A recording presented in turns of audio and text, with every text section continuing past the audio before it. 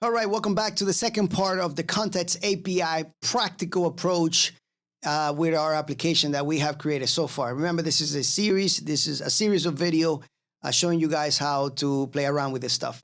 All right, so now that we have all this set in place here, some of this code we are getting from the app.js file. We need to continue creating more code, of course. Let's go ahead and start creating the login function. As a matter of fact, let me see if I have it. Let me see where I have a login function. Actually in login, right? Let me see. Let's just go ahead and create one here. So very easy, right? We'll just create one here, just like that. And make sure that this login function has the role. You can just copy and paste from your application, but I want to write it. So just because I create so many applications, I want to remember what I was doing, right? So we're going to have the user data. And here, of course, we had, if I remember correctly, I think it was Edwin and the role. We're simulating an object. I remember that. Guys, when I write stuff down instead of copying and pasting, you know, that helps me a lot with my memory. So that's one of the reasons I do it. I could just copy and paste like all the other instructors do and save some time. But, you know, when I want to practice my memory, I type the stuff, all right? So try to do that yourself as well, all right? It really helps a lot. All right, so one thing here. Okay, we got it. We got it right here. I thought I forgot. So we need this set the user data here. There we go. All right, so I got that. And let's just use the navigation function that we got. So let's actually extract it. We haven't extracted that yet.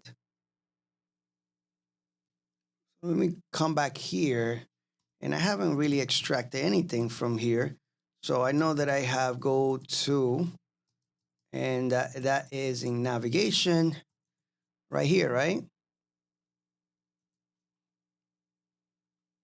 So the user data,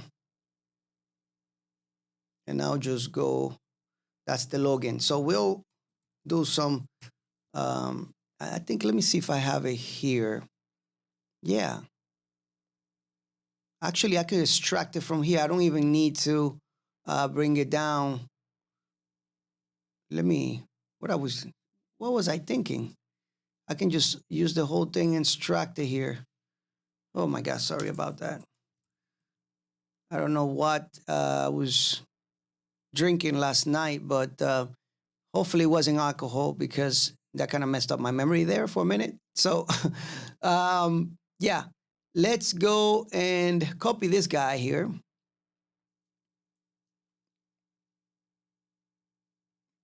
And yeah, right here.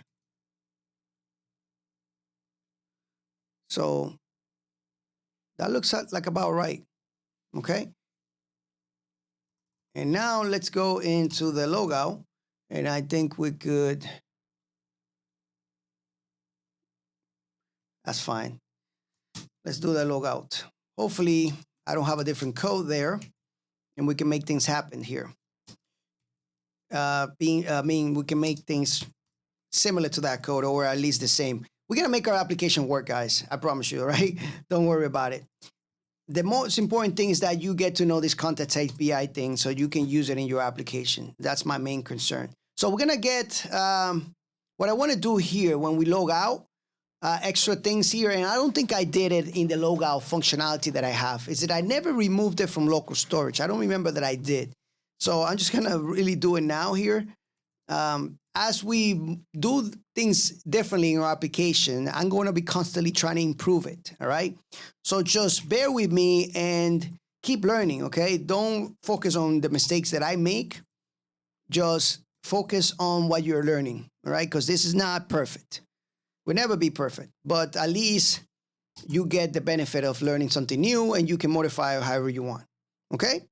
All right, so we'll go to log in here, and then we'll just set this to true, right? Because we have that here, so we can use it, right? So hopefully we'll get it working.